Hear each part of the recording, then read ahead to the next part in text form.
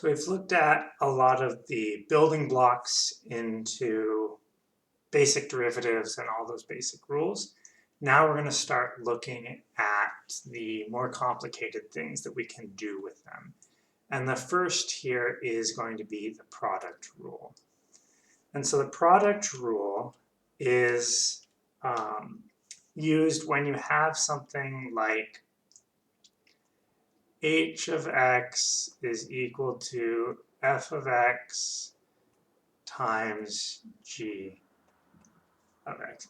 So when you have some function that's made up of two smaller functions multiplied together, or two large functions, but for example, if you had sine of x times cosine of x, or if you had e to the x times x squared plus 3x, or if you had ln of x times cosine of x, et cetera, all of these are examples of where you would use the product rule. And the rule is that if you have some h of x equaling to f of x times g of x, then the derivative of h of x, so d by dx of h of x, is equal to one of the functions times the derivative of the other function plus that second function times the derivative of the first function. So this is your product rule, and it's just that the derivative of the product is equal to the first function times the derivative of the second, plus the second times the derivative of the first. And because, addition is commutative, you could write this in either order, but it's basically each one times the derivative of the other multiplied or added together. So then to prove this, we're going to run through it real quick here. You don't probably need to take notes on this unless you really want to, but I do want you to see this and see that it is justified. It didn't just come out of nowhere. So we're going to start with saying that we want to find the derivative of f of x times g of x. So we're going to start with our limit definition of a derivative, so limit as delta x approaches 0. And then if I want to use f of x times g of x, well then I just got to put in those terms. So f of x plus delta x times g of x plus delta x minus f of x times g of x all over delta x. So this is just the limit definition of the derivative, but instead of the derivative being equal to, say, h of x, I just plugged in the f of x and the g of x already. So you can see it looks exactly like we'd expect. So this is going to equal the limit as delta x approaches 0. Again, nothing changes. But what we're going to do here is we're going to add and subtract this term in the middle, and you'll see why that becomes useful later. So I'm going to have f of x plus delta x times g of x plus delta x. And then here's the bit that I'm adding and subtracting. I'm actually going to do the subtraction first. So minus f of x times g of x plus delta x.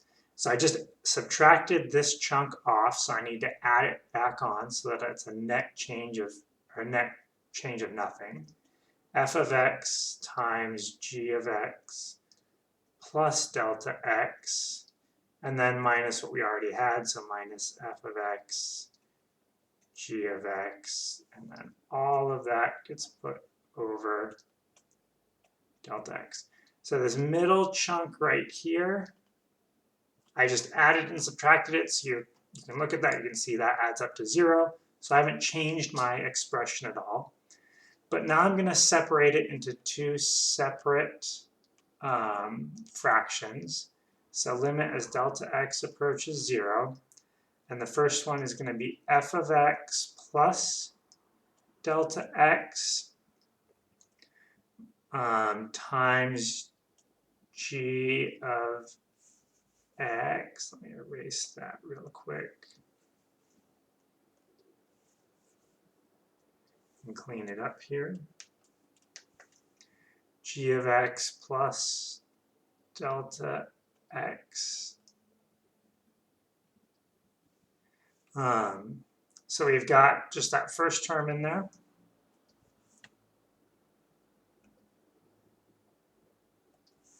And then we're going to subtract f of x, g of x plus delta x. So I'm just splitting this into two fractions here. And then I'm going to put my split in right here, plus the limit as delta x approaches 0 of f of x, g of x plus delta x. Sorry, it's a little messy there. Clean that up. G of x plus delta x minus f of x, g of x over delta x. So I've split this into two. And now if I factor out the g of x plus delta x on the first one, limit as delta x approaches 0 of g of x plus delta x, I get f of x plus delta x minus f of x left behind. And then on that second one, I'm going to factor out the f of x. And